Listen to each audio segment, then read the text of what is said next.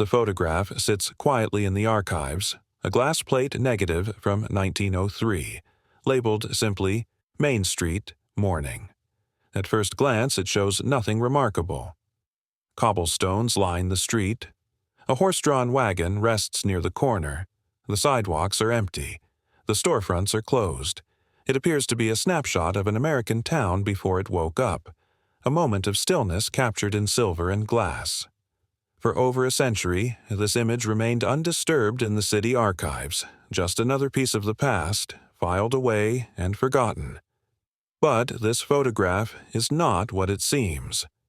It holds a secret, hidden in the shadows, invisible to the casual observer. When experts digitized this image using modern technology, they found something they could not explain. In a dark window on the second floor of a mercantile building, a figure was watching. A face, pale and gaunt, staring directly at the camera. Who were they? Why did it take modern technology to see them? And what does this discovery reveal about the photograph, the photographer, and the world of 1903? The answer to these questions reveals a story hidden in plain sight, a mystery that blurs the line between history, technology, and human perception. It is a tale that begins with one man and his camera and ends with a revelation that transforms our understanding of what we think we see. To understand the image, one must first understand the time. The year was 1903. The world was on the cusp of change. The Wright brothers would fly at Kitty Hawk before the year ended. Henry Ford was building his automotive empire. The modern world was stirring, but much of daily life remained rooted in the 19th century. Photography itself was still a specialized art, practiced by dedicated professionals and serious hobbyists. It required skill, patience, and expensive equipment. A camera was not something you carried in your pocket. It was a heavy wooden box mounted on a tripod, loaded with fragile glass plates coated in light-sensitive emulsion. The man who took this photograph was Larry P. Harrington, a local businessman and amateur photographer. Harrington was not merely a hobbyist who snapped pictures on weekends. He was a meticulous documentarian of his town, driven by a desire to preserve its character before progress swept it away. According to Dr. John Keller, a photo historian who has studied Harrington's work extensively, the photographer had a distinctive style. His images were known for their clarity, their careful composition, and their emptiness. Harrington preferred to shoot in the early morning, before the streets filled with people and activity. He wanted to capture the architecture, the infrastructure, the bones of the town without the distraction of human movement. Dr. Keller explains that this preference was not unusual for the era. Many photographers of the time shared Harrington's aesthetic. They wanted clean lines and sharp details. People were unpredictable. They moved during long exposures, creating ghostly blurs that ruined the technical perfection of an image. So photographers like Harrington woke before dawn, set up their equipment in the quiet streets, and waited for the perfect light. The result was a portfolio of images that looked almost surreal in their stillness, as if the towns themselves had been frozen in time. The story of the mysterious figure begins not in 1903, but more than a century later, when the city archives began a project to preserve their glass plate collection. These fragile negatives were deteriorating. The emulsion was cracking. The glass itself was at risk. Samuel Pierce, the archivist who oversaw the preservation project, understood the urgency. Once these plates were gone, the images they held would be lost forever. The decision was made to digitize the entire collection using high-resolution scanners capable of capturing details far beyond what the human eye could see in the original plates. The task of scanning fell to James Austin, a digital imaging technician with years of experience in archival preservation. Austin treated each plate with care, cleaning it gently, placing it on the scanner bed, and running the machine through its paces. The process was slow and methodical. Each scan took several minutes to complete. The resulting digital files were enormous, capturing every grain of silver, every microscopic detail embedded in the emulsion. Austin had scanned hundreds of plates before he reached the one labeled Main Street Morning. He expected nothing unusual. The plate looked like all the others Harrington had created. An empty street, simple composition, good exposure. But when Austin opened the high-resolution scan on his computer and began checking the focus, something caught his eye. He was examining the mercantile building on the left side of the frame, checking to make sure the architectural details were sharp. That was when he saw it. In the upper window, barely visible against the darkness of the interior, there was a face. Austin zoomed in, his cursor hovering over the window. The detail was impossible to see on the glass plate itself, even under magnification. But on the screen, enhanced by the scanner's digital sensors, it was unmistakable. A pale, gaunt face staring directly at the camera. The eyes were dark hollows. The expression was frozen, unreadable. The figure stood so still that every detail of the face was sharp and clear. Austin immediately called Pierce and Dr. Keller. When they saw the image, their reactions were a mixture of fascination and confusion. This discovery raised immediate questions. The first and most obvious was technical. In 1903, cameras required long exposure times. The film speed was slow. The lenses let in limited light. To capture a clear image, the shutter had to remain open for several seconds, sometimes even a full minute depending on the lighting conditions. This meant that anything that moved during the exposure would appear blurred or ghostly, or might not appear at all. Dr. Keller explains the challenge. For a person to appear this clearly in the window without any motion blur, they would have to stand perfectly still for the entire duration of the exposure. As still as a statue. Not just still, but impossibly still. No shifting weight, no breathing movement, no involuntary twitch. The level of control required was remarkable. But this raised another question. Why would someone do that? Why would someone hide in a dark window on the second floor of a building and hold themselves motionless while a photographer worked in the street below? Was it a prank? An accident? Something more sinister? The team began to investigate. The first step was to identify who might have been in the building. Dr. Thomas Vance, a local historian with deep knowledge of the town's past, was brought in to consult. He started with the 1903 city directories, thick volumes that listed every business and resident. The ground floor of the building in question was home to Graves's Mercantile, owned by Mr. Alex Graves. The directory listed him as a merchant dealing in dry goods and general supplies. But the second floor, where the figure appeared, was listed as storage space. Some entries called it vacant. There was no residential tenant listed. No business operating from that floor. Dr. Vance dug deeper. He searched through old newspaper archives looking for any mention of the building or unusual events in 1903. What he found was intriguing. A brief item in the local paper mentioned a man known as Old Man Hemlock, a local eccentric who wandered Main Street and made strange proclamations. According to the newspaper, Hemlock claimed that the Mercantile building was haunted. He told anyone who would listen that spirits moved in the upper windows at night. Most people dismissed him as a crank, a harmless nuisance. But now, more than a century later, his claims seemed less ridiculous and more unsettling. Dr. Keller, examining the discovery from a photographic perspective, introduced another theory. He noted that in the Victorian era and into the early 20th century, there was a practice of photographing the recently deceased. These post-mortem photographs were a way for families to preserve a final image of their loved ones. The dead were often posed to look as if they were sleeping, or in some cases, standing upright with supports hidden behind them. By 1903, the practice was fading, considered morbid by a newer generation. But it still occurred, especially in rural areas.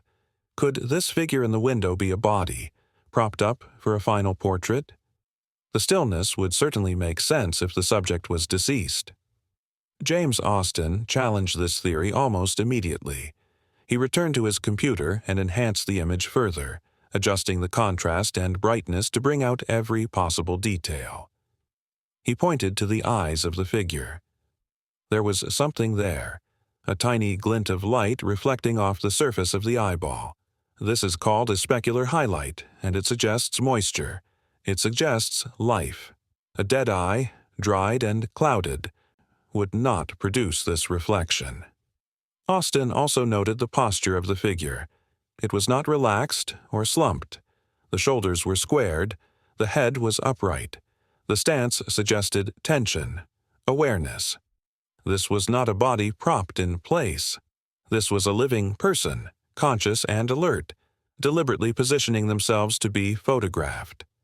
The investigation took a new direction when Professor Steve Harvey, a museum curator and expert in Edwardian-era textiles, was asked to examine the clothing visible in the image.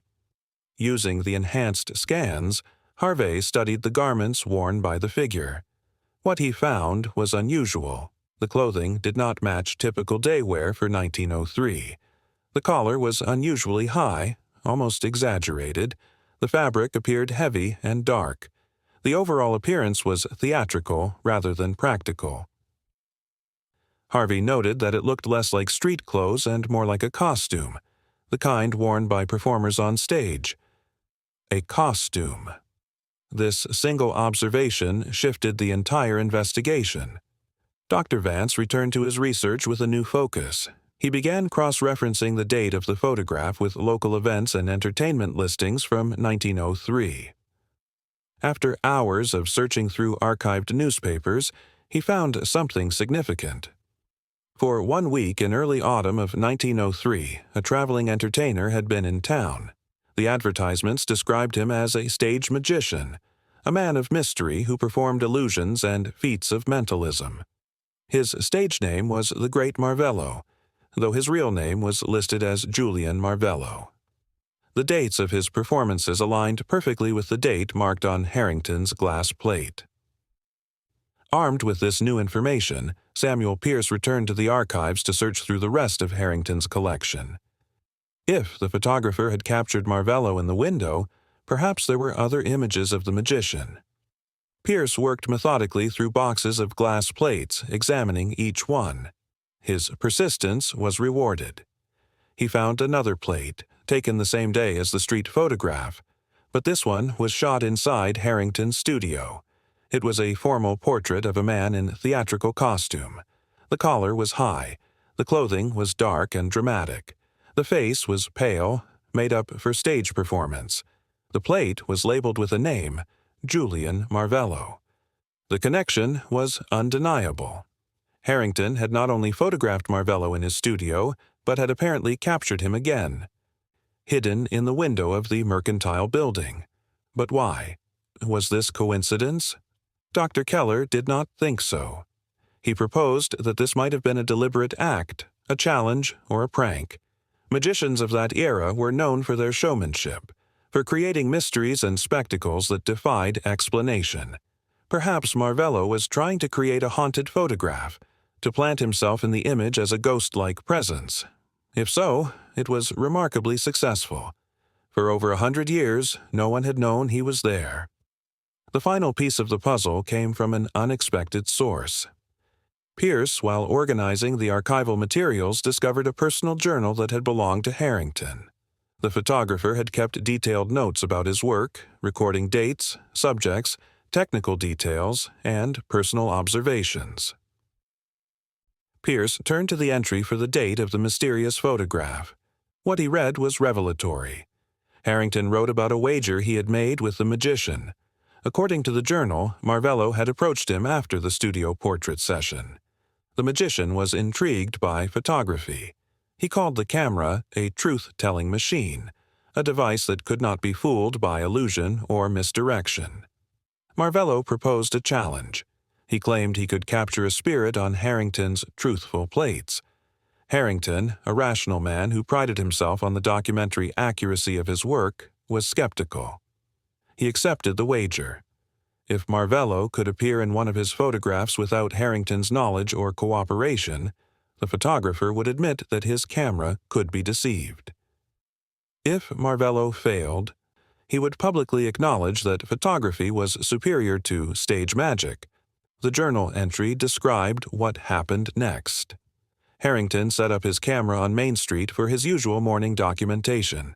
He had no idea where or when Marvello would attempt his trick.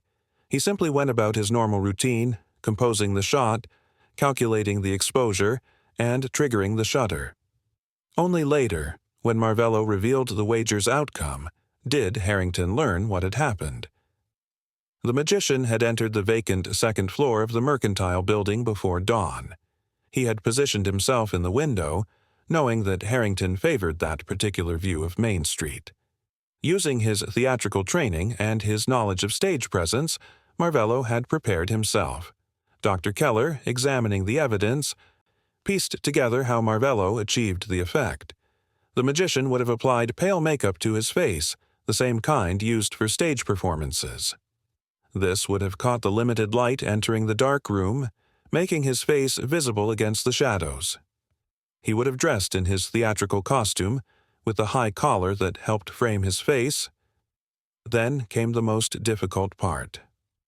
Marvello would have needed to remain absolutely motionless for the duration of Harrington's exposure. For a stage performer trained in physical control and accustomed to holding poses for dramatic effect, this was achievable, but still demanding.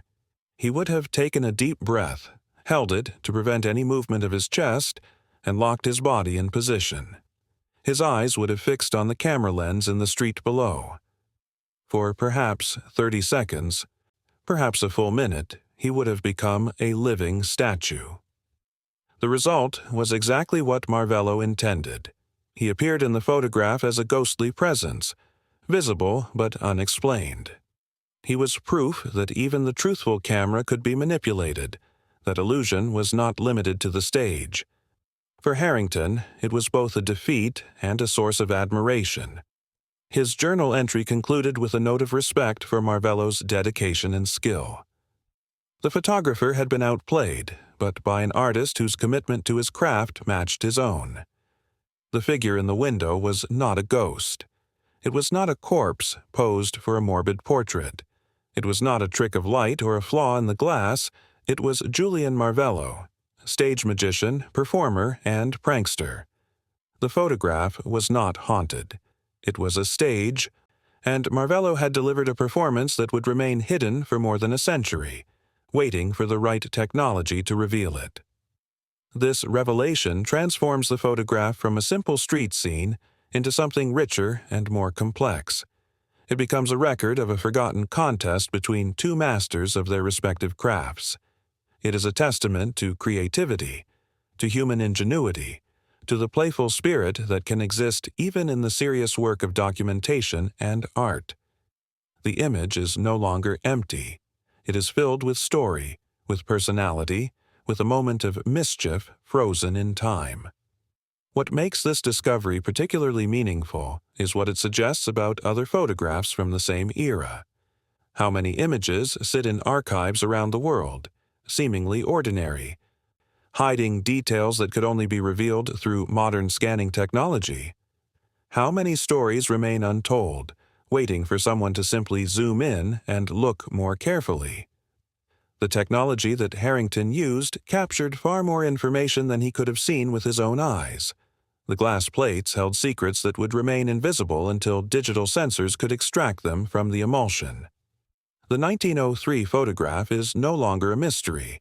It is a solved puzzle, a historical detective story with a satisfying conclusion. But it is also a reminder that history is not simply what we think we see. It is what lies beneath the surface, waiting to be discovered. Every photograph, every document, every artifact has the potential to surprise us, to reveal something unexpected about the past and the people who lived in it. The figure in the window teaches us to look more closely, to question what appears obvious, and to appreciate the hidden layers of meaning that exist in even the most mundane images. The photograph remains in the archives, now accompanied by Marvello's portrait and Harrington's journal. Together, these items tell a complete story, They document not just a wager between two men, but a moment when art and technology intersected in an unexpected way. They preserve a piece of human creativity that might otherwise have been lost, and they invite us to wonder what other secrets are waiting, hidden in plain sight, in photographs we have looked at but never truly seen.